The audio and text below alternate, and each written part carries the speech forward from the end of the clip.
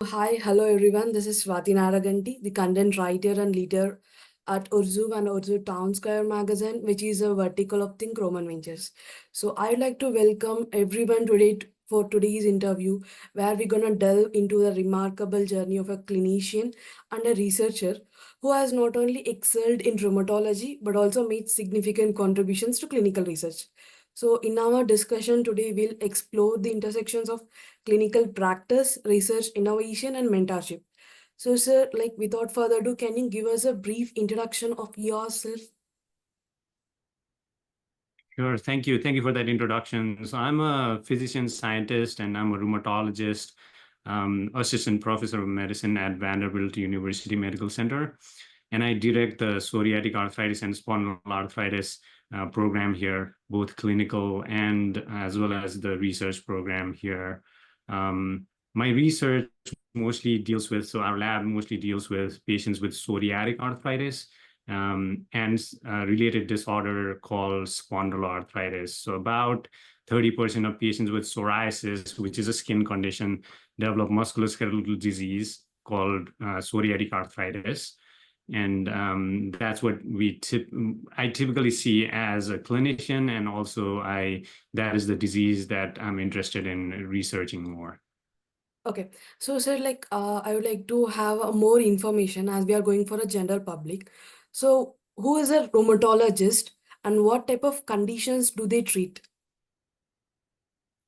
Yeah, that's a great question. So as rheumatologists, we basically see autoimmune diseases. Okay, So what that means is that the immune system, which usually is the good guy, so sometimes by mistake it starts attacking our own body.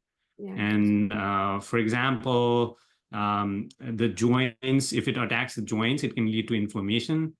So our job is to calm the immune system down, manage the inflammation, and prevent damage. This involves treating all types of rheumatological illnesses. It could go from lupus to vasculitis, or rheumatoid arthritis or psoriatic arthritis, which is my disease focus. Okay, so autoimmune conditions which affects the joints or bones is what a rheumatologist treat in a word, right, sir? Yes, so predominantly I treat diseases with inflammatory arthritis. So it's immune system attacking the joints. But then there are other rheumatological illnesses such as lupus, which not only affect the joints, but it can affect various part of the body, such as it can cause inflammation in the lining of the heart, in the lining of the lungs. It can affect the kidneys.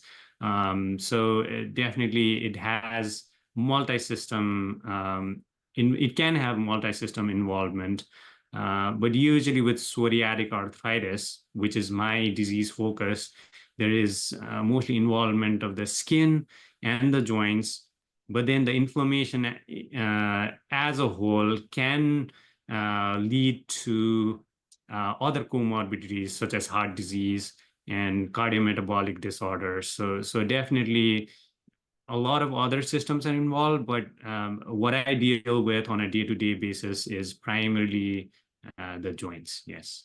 Okay, so how do you differentiate the symptoms and evaluate those to ensure an accurate diagnosis, sir? Definitely it's mostly a clinical diagnosis. And so it really depends like what the patient in front of you is presenting with. So for example, if uh, most of the times, it's the history and the physical examination that is the key. Okay, And sometimes blood work, we also perform blood work and imaging, which can be helpful. Um, so for example, in terms of history, the history of inflammatory arthritis. So for example, someone who presents with inflammation in the joints would basically present with something we call this gelling phenomenon, where they have stiffness when they get up in the morning, and it lasts for hours, usually at least more than an hour.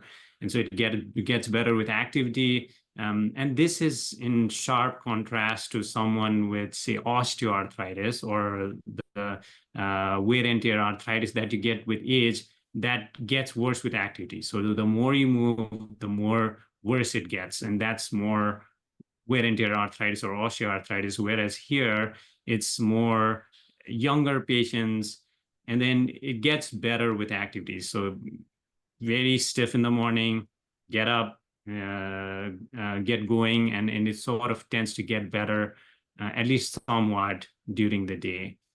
And the other thing is the pattern of joint involvement can be also very helpful, especially in our rheumatoid arthritis or lupus. It's very symmetric. So it's both sides, and it involves very typical joints on both sides. Whereas in osteoarthritis, you're really looking at the weight-bearing joints, and it's not symmetric at all. So those things can be helpful initially, and then based on those things, we order further tests, and those typically involve blood tests to look at certain antibodies, for example, in rheumatoid arthritis or lupus, and then we also order certain X-rays. We could order X-rays or other advanced imaging to look at whether there's any signs of joint damage or inflammation going on. Yeah. So as we are on the talk of blood work, can you elaborate some on biomarkers which are usually used to identify this type of autoimmune disorders?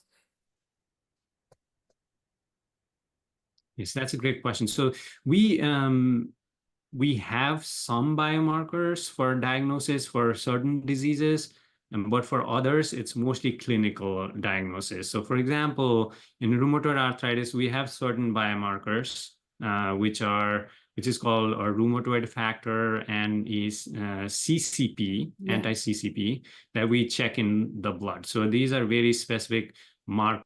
So CCP specifically is more specific to rheumatoid arthritis. And then in lupus, there are certain antibodies, so ANA, and then other more specific antibodies such as dsDNA are antibodies that we can see in blood that can be helpful in diagnosis. But again, these should always be interpreted in the clinical context. So whatever the patient has, so it's sort of an adjunct to clinical evaluation and shouldn't really replace that. So really, it's the whole clinical picture that leads to the diagnosis more than just a particular test. Okay. So as I am on this question, rheumatoid arthritis or systematic lupus erythritis, these are like chronic conditions where we need a long-term medications. So how do you ensure that the patient is having medication adherence, like he's on the meds regularly, and how do you ensure those approach? And how do you explain this patient strategically, like you should be on this medication or else you're facing a lot of difficulties? How do you ensure those?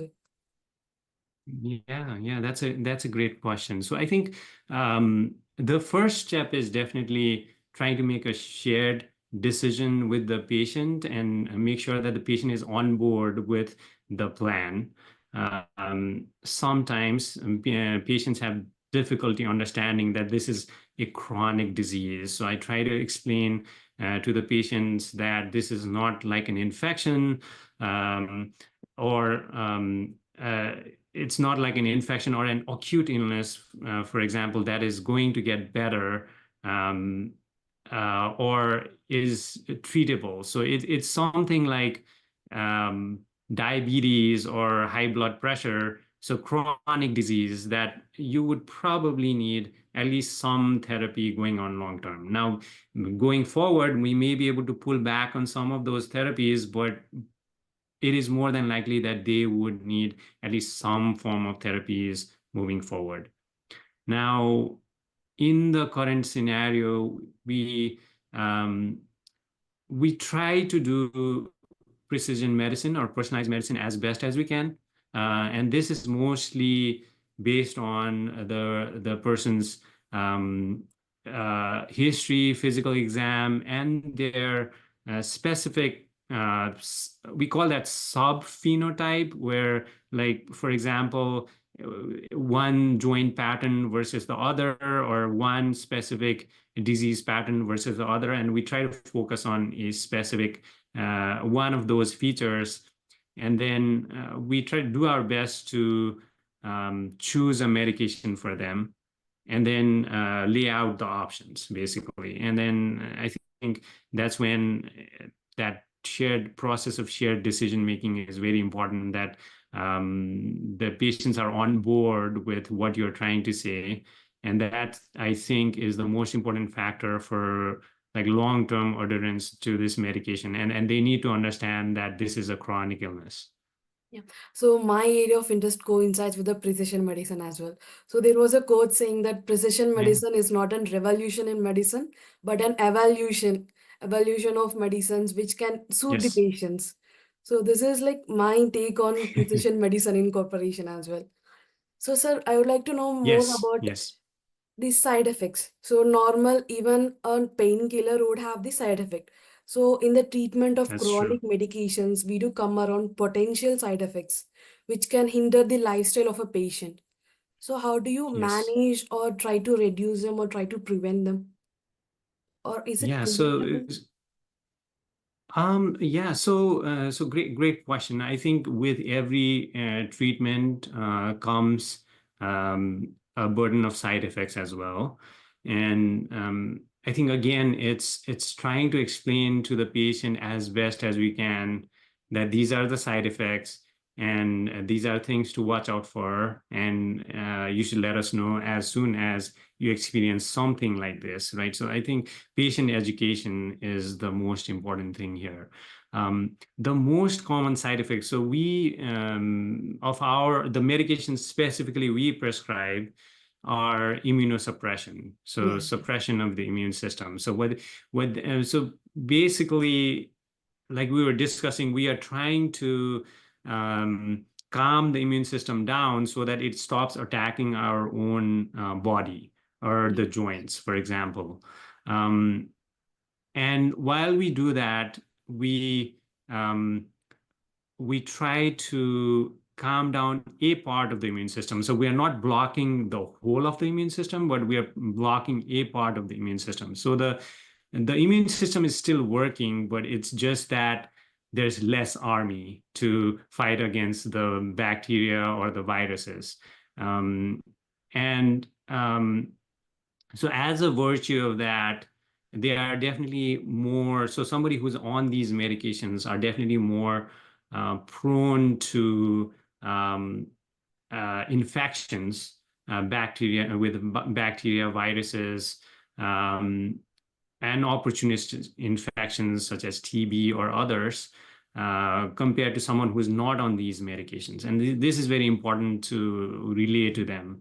And so the fact being that if they are having any symptoms, they should just hold these medications till the time they are having any signs or symptoms of infection, or till the time they are on antibiotics. So that should be very clear to them, and that's something I try to make very clear before starting the medications. So that's the most common side effects. Now, there are across the board for most of the medications we prescribe. So the other side effects being, so if it's an oral medication, certainly it can cause some GI upset or gastrointestinal distress, and diarrhea, for example, or nausea. So those are common side effects with oral medications, which could happen. And then if it's an injection medication, which most of the biologics we prescribe are an injection medication, and so they could have injection site reactions, and there are ways to mitigate that, but it's important to relay those to patients. And if it's an infusion that they get at the hospital, I think there's definitely more surveillance as to the side effects from that. But then it's important to relay to them that they can have infusion reactions such as rash or other side effects to watch out for even after they are done with the infusion. So that's very important. There are the other side effects really depend on the class of the medications you prescribe. So some of the medications we prescribe have been associated with a higher risk of cancers, for example. Now, again, these are associations. It's not clear that whether they cause that, but that has been found to be higher in patients taking some of the medications.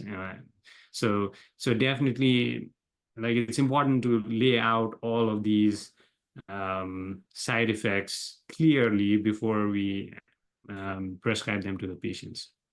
Okay. So it's like the patient's adherence is important. While we discuss these Yes, things with the patient, they should be able to understand it and amend this process in their lifestyle such that it can make a good importance. So, sir, I have a that's true. question. A patient presented with you complaints of Yes. like joint pains from the soreness and stiffness of the joint pains, and he does also have the highest anti-CCF markers. You have given them treatment of a certain drug.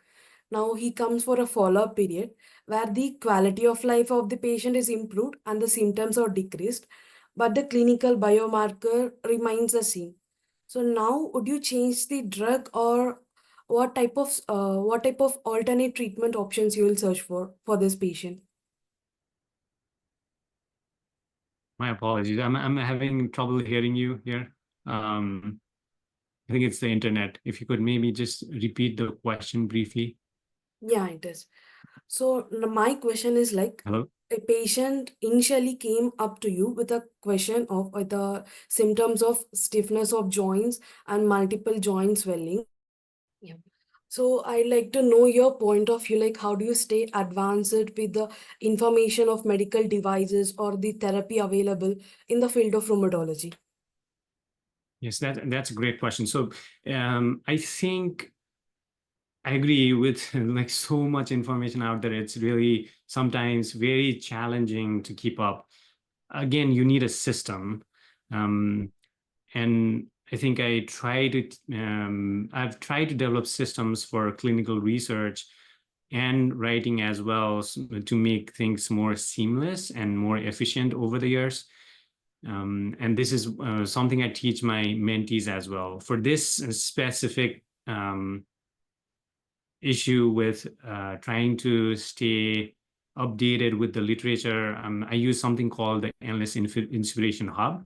And the basic idea is to be able to capture what resonates. And so the goal is not to really just consume information, but to create a perspective and novel insights in your field. I think there's abundant information out there. It's important to really zoom out and just have a 10,000-foot view of like how things are in your field. And so making capturing ideas a regular habit instead of just waiting for the inspiration to strike is really helpful, I think.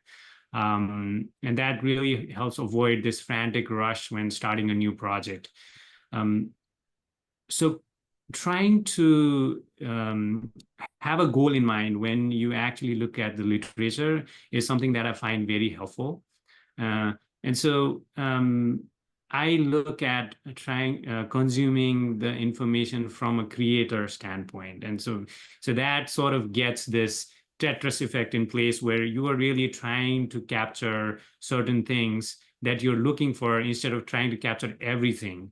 And so changing your mindset from a consumer to a creator really can help. So that's one. And the next thing is you need to have a certain regular habit to be able to capture these things in one place, basically. So I do this personally at least 1 hour weekly in the mornings, and I have this automated PubMed email alert system to set up an email delivery to my email every day. And so being mindful of the information diet is very important. Now, as they say, like garbage in and garbage out. So this is very important that you be very mindful of what information you consume. And so for people starting out in research or early in research, this is what I would recommend that your information diet should consist of. So one, you should follow at least 3 experts in your field. And these could really be virtual mentors. So in today's day and age, you could find mentors or experts and their work freely available on the internet. And then you should find some way to automate the literature review, similar to my system of the PubMed email delivery system. And so if you are very new to the field, you can start with 3 literature reviews, ideally recent ones on your topic, so that you are at least well-versed on where the field is currently and where the field is headed. In addition to that, so 3 would be finding 3 meetings or conferences of your field that you can go to this year. And that will really help you network with experts in the field, get to know what topics are important in your field currently and where the field is headed. So that would really give you a good feel of things in your field. Okay, so I like to know more about from having you hurdles and obstacles from publishing a paper and writing it. Now you have more than like Yes. that 90 PubMed indexed and over 2000 citations. So what type of Yes. strategy do you use to maintain such type of high quality standard papers? Yes, thank you. Thank you for that question. So as we were discussing, I think definitely having a system is helpful. So I try to really have systems for everything in place. And over the years, I've built a proven system for clinical research and manuscript writing that I call clinical research and manuscript writing operating system. And I follow a really deliberate system from research ideation to study design and analysis and then writing. So those are those all have their systems in place, and that really helps it just iterate the process, or just iterating this process over the years has really made this process more easier and efficient for me. And so I think it's helpful to give an analogy of a flywheel to explain this. So let's take a traditional hand pump, for example. Now we had one of those in my childhood home's backyard in Nepal, and it doesn't really take much effort to get it started, to like push, but each of the pushes requires similar effort as the previous one. And it doesn't really get easier with the subsequent efforts. It's really the same amount of push that you have to push. Yes. And so if you use that kind of approach, you will eventually get burnt out if while doing that, right? So it's probably easier to get started, but then it's not a sustainable strategy. Whereas with a flywheel, you have this like wheel in place instead of the pump. And while you need a little bit more effort to get this started, so just crank the wheels and just make it go certain times. Initially, it is a little bit more effort than the hand pump, like just cranking on the handle there. But once it gets moving, you really require very less intervention to keep it going, right? So intermittently, you'd have to give a push. Maybe it's going to, but it's going to move by itself mostly. So this is what I have built for clinical research and academic process as well. So set things in place, and then over time, it's just it's gotten easier and easier as I've gotten the hang of it, and I reiterate it as time passes too. And more recently, I've incorporated AI into various steps in this process, and it's definitely made the process a lot more efficient, right? So just going with just trying to find tools that can really help make this process a lot more efficient is very helpful. Now, for example, like previously, it required a lot of literature review to get a set of potential research questions on a topic. But now I've developed this research question custom GPT, which will which can help anyone craft research questions in minutes. So at least you have a starting point.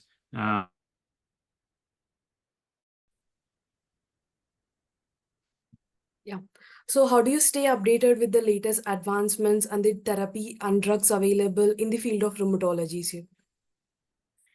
Yeah, that's a great question. So, really, with this, I agree that with so much literature out there, it can sometimes be very challenging to keep up.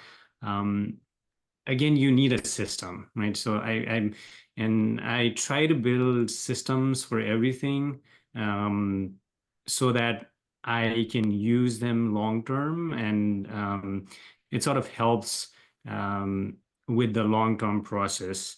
And so even for clinical research, I have systems in place that sort of help them make it more efficient and seamless. And for this, I call this my endless inspiration hub system.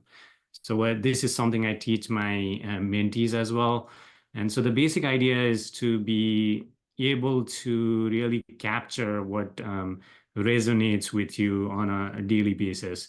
And the goal is not to really consume information as such, because there's a lot out there. So it is really to create a perspective and novel insights in your field, taking in all the information that is available there. So capturing ideas a regular habit instead of really waiting for inspiration to strike, I think that can really help avoid the frantic rush when starting a new project. And so I basically try to approach it as a creator. So I try to consume information as a creator rather than a consumer. So now really you have this Tetris effect in place where you're really looking for like pieces of information out there that sort of like fits what your project is or what things you're interested in, right? So, and that really helps filter out the noise from the information, and that's something. So the mindset is very important, one. And then I try to delegate at least 1 hour a week in the mornings to specifically for this task to keep myself updated. And so I have an automated PubMed email alert, and I've set this up to deliver it to my email weekly. And that is very helpful. So being really mindful of the information diet is very important. So as they say, garbage in, garbage out. So really, you really have to be very careful as to what you consume in this information age, right? So, and for people starting out in research or early in research, and this is what I would recommend that your information diet should consist of. So you should follow 3 experts, and these could be your virtual mentors on the topic. If you really don't have any experts, that's okay. But really, in today's day and age, there is a lot out there that for free that you could consume, right? So find 3 experts, virtual mentors, and then you could follow their literature. The second step I would recommend is automate the literature process. So something similar to my own system where you have something set up in PubMed to deliver. So you have a certain search strategy with certain keywords. For example, mine is psoriatic arthritis, and I know certain experts in the field that I want to follow up on. So I have the search strategy similarly structured. And then I have set it up to be delivered automatically. So something like an automatic literature review is a must, I think. If before doing that, you can start with 3 literature reviews, ideally recent on your topic, and that sort of would really help you hone down on where the field is going and what is really important in your specific field. And then 3 would be just finding meetings or conferences in your field to go to. So I would find 3 meetings or conferences this year to go to. and then just reach out to experts in the field, and then get a feel of where the field is going. And that would really help you focus your efforts in the right place, right? So certainly hard work is needed, but you need to work on the hard things, Okay. yeah, on the right things. Sorry. So definitely, it's very important to work on the right things. Yeah. So here comes my most interesting part, which is clinical research. Yeah. So your role as a Yeah. researcher is equally impressive, that you began a journey as an Thank you. international medical graduate with no prior research experience, and now you're the founder of Researcher Academics. So how do you Yes. explain, or can you elaborate your challenges you faced initially Yeah. to reach this stage? Yeah. Thank you. That's a great question. So, so I came to the US as an international medical graduate from Nepal. It's probably 2012. And so with no research experience, I had 0 publications, and I never really published anything, scientific or non-scientific, I would say. And then, so I was an average student at med school too. I didn't know what I was good at or if I was going to be successful. And so I came to the US in 2012, and I'm really grateful to my friends who let me stay at their apartments all around the US. So I was staying at New Jersey at a point in time in my friend's apartment, and he used to go for this observership at Cooper University in Camden, New Jersey.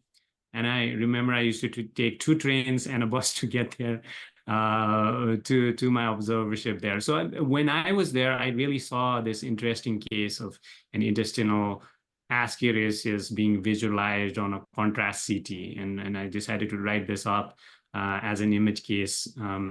I really enjoyed the process, but I really hadn't really thought much about. I had no idea that I wanted to do research at that point, to be honest. And then it hadn't got published, and but it just gave me something to talk about during my residency interviews. I didn't have a good research portfolio as a result of that, so I didn't really get very many interviews. And I was fortunate enough to match at the Reading Hospital, so the Tower Health system in Pennsylvania. And so this is where I really found my groove. So I was really fortunate to find the right people there. So one of my peers who had published some manuscripts asked me that if I would be interested in writing up a manuscript for a project that he was working on. And I really liked the process of writing at the image case before this, so I gladly took it up. I still don't know why he asked me that, but I really didn't want to disappoint him at that time. So I just took a lot of inspiration from similar papers. And then the first version, I'm sure, was heavily plagiarized, but I gradually shaped it into, I think it gradually shaped into a really good paper with feedback from my mentors and my peers. So my mentor, institutional mentor, Dr. Donato at the time, was very helpful with that. And it got published in a really reputable journal. And I had hardly published anything in my entire life until that point. And it was very exciting and motivating to me. And that's really how it all started. We didn't really have much resources at the time. I was in a community hospital, and it was not really a research institution as such. And most learning was hands-on, and really my research process was very haphazard and tedious. I was still doing research, but I didn't know a whole lot of the systematic process to do it, basically. And it took me really years to learn the basics of clinical research. I really didn't learn. I think I probably didn't learn the nuances of the clinical research until I really got to my master's in clinical research at the Mayo Clinic. And so it's really been a journey. But what I want people listening to take from this is that I didn't start with this passion for doing clinical research and becoming a scientist. I did the work and became good at it slowly, and that is when the passion followed. So you really become passionate about the things you're good at, and you become good at the things you do consistently. So my message is just focus on doing, and the passion will naturally follow. Okay, so from struggling and hurdling to write on paper to publish on paper to having Yes. more than nine. Yeah. So the thing is like the patient initially came up with the certain symptoms of high decreased quality of life, and he also has increased blood biomarkers. And now he have prescribed some type of chronic medications to him. And on the follow-up stages, the quality of life is certainly improved, but the biomarkers remains the same. Now, will you change Okay. the treatment plan, or will the treatment plan which was like previous will be followed? Yeah, that's a great question. So I think like we discussed, so I think that keeping the patient's overall picture in mind is very important, rather than just hanging your bet on one biomarker, right? So I think it's a combination of how the patient is doing, how their exam looks, how they are feeling, as well as the biomarkers, right? So the biomarkers, like anything in medicine, is not perfect. So for example, the ESR and CRP are inflammatory markers that we use to monitor disease activity in most of our patients, and it could fluctuate based on various things. So stress, your BMI could affect, the body mass index could affect that, and any kind of viral infections could affect that as well, right? So there are a multitude of things that could affect that. So certainly not hanging a bet on just one specific marker, and then just looking at the patient as a whole. So that is always very helpful. So if the patient is doing better, but their inflammatory markers or their markers in blood, some markers in the blood are not doing as well, then I would, at least for now, I would definitely continue the treatment that we were initially on, as long as they are tolerating it well. But then I'll definitely repeat the biomarker maybe a little bit earlier than what I was initially intending to do. Okay, so it's like a pretty clear answer for me. So now I would like to know, like, how do you stay informed about the guidelines and latest advancement in the rheumatology and the drugs? How do you stay advanced in this field, sir? Yeah, so definitely, I mean, definitely that certainly could be a challenge, especially in today's time when there's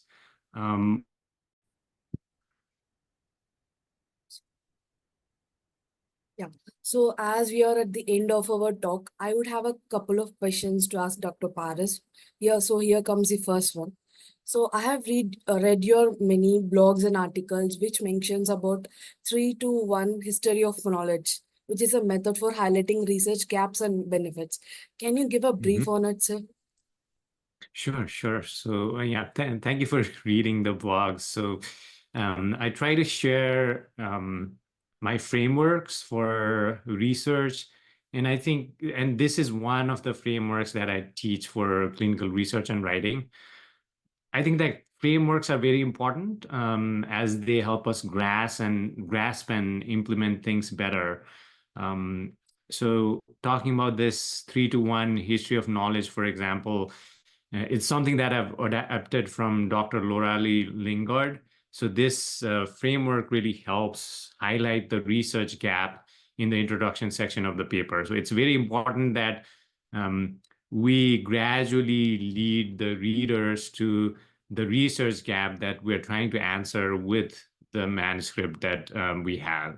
So this is how it basically works. So this is sort of a summary of how it works. So instead of listing the facts, we would be sort of weaving a story of how the knowledge in the area has evolved.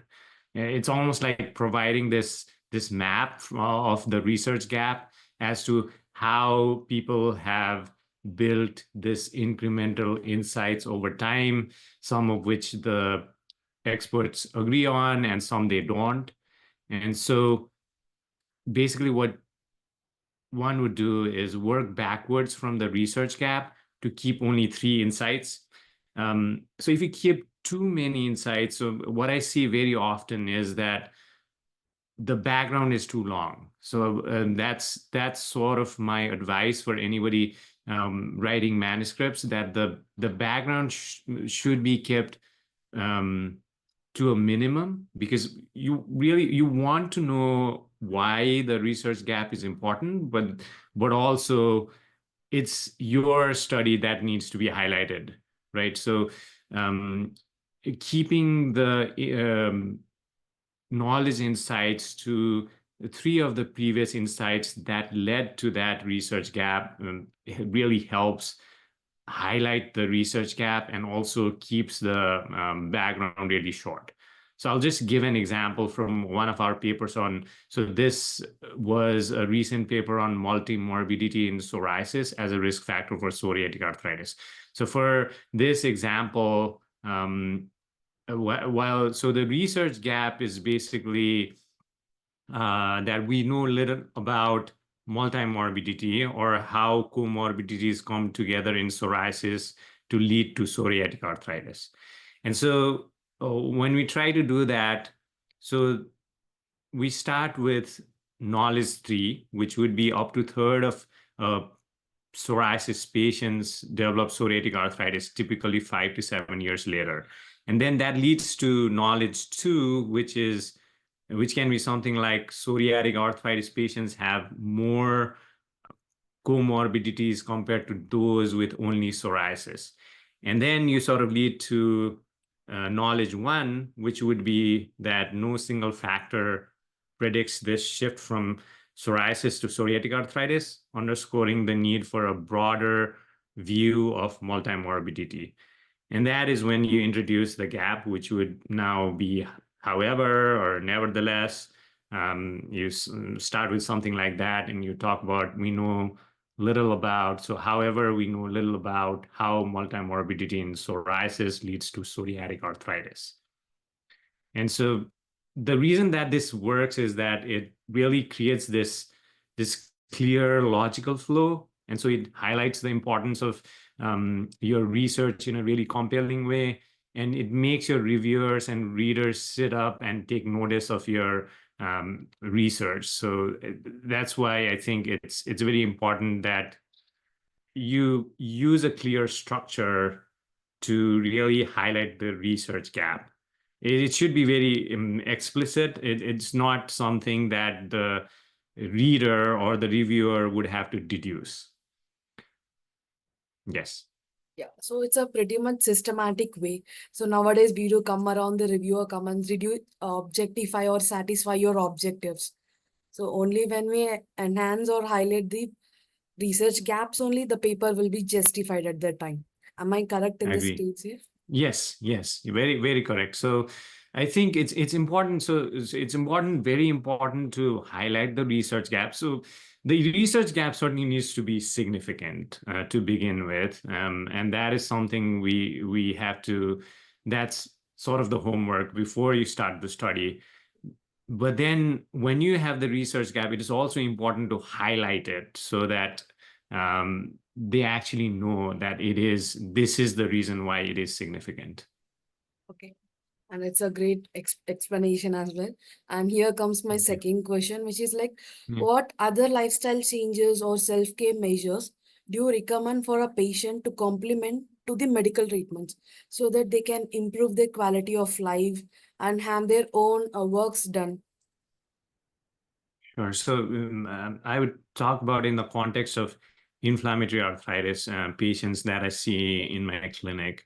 And so there's definitely a lot the patients can do. Now, it is, however, important to recognize that these are adjunct to medical treatments. So if a patient is having a lot of inflammation, definitely the first thing to do would be to get the disease under control with medical therapies. And that is when these adjunct management options or lifestyle options could be very helpful. Some of the things that patients can do are exercise and being active. So that really helps all types of arthritis. And it might be counterintuitive that they are hurting and then they move. But in inflammatory arthritis, actually, it does help with exercise does seem to help most type of inflammatory arthritis. And that is certainly true for psoriatic arthritis and rheumatoid arthritis. Definitely one should not push themselves beyond what they can do, but it's definitely helpful as a long-term measure to keep one active. And as they say, like 1 pound in the belly is equivalent to 5 pounds in the knees. So it's very important that and weight loss as well is very important for that same reason. And as far as diet is concerned, so there are not a whole lot of studies in this, especially in inflammatory arthritis, but there are some studies in rheumatoid arthritis as well as psoriatic arthritis. And the one that has been studied a lot is Mediterranean diet. So that seems to have modest benefit in addition to the medical therapies. And but I think the main takeaway from these studies is that more than the diet itself, it's the weight loss that is helpful. So even a small percent of weight loss, 5% or 10% seems to be very helpful for overall functionality and how patients do on a day-to-day basis. And the other thing that could be helpful is trying to get into some sort of physical therapy regimen. And this would, of course, be after the acute flare has subsided and they are doing a little bit better with medical therapy. Then physical therapy to strengthen those joints would be very helpful. So those are some of the measures, and there are others, but these are some that are common and as something that all patients can do. Yeah, so do we also need to focus on diet and everything to maintain the healthcare outcome? So it's like pretty much a good outcomes. So now allow me Yes. to conclude this interview, highlighting the talk which we have done previously. So your journey highlights the importance of rheumatology as well as clinical research with no prior experience, and also an international medical graduate. And now you're having like more than 90 PubMed index journals and a valid all the articles which I have gone through was like awesome. I sounded like a bulletproof Thank you. article for the writers right now. And now I'm really Thank you. grateful for sharing your insights and experience. So your contributions to rheumatology and also clinical research are truly inspiring. And we look forward to your awesome work in future also, sir. Thank you for having here. Thank you, Swati. And I would also like to say that people who have I share a lot of resources in LinkedIn, so people can follow me on LinkedIn. And so most of the resources I share are free. Yeah, And then I am also planning to do a free webinar for aspiring clinical researchers and early stage clinical researchers, talking about core strategies for clinical research and writing. So just look out for that in my LinkedIn post. Thank you. Yeah. And thank you And for I this would be glad opportunity. to, yeah, I would be very glad to be a part of this webinar or interview. I'll come up Thank with you. the for interview as well, sir. And Okay, thank you. thank you. Okay, thank you very much.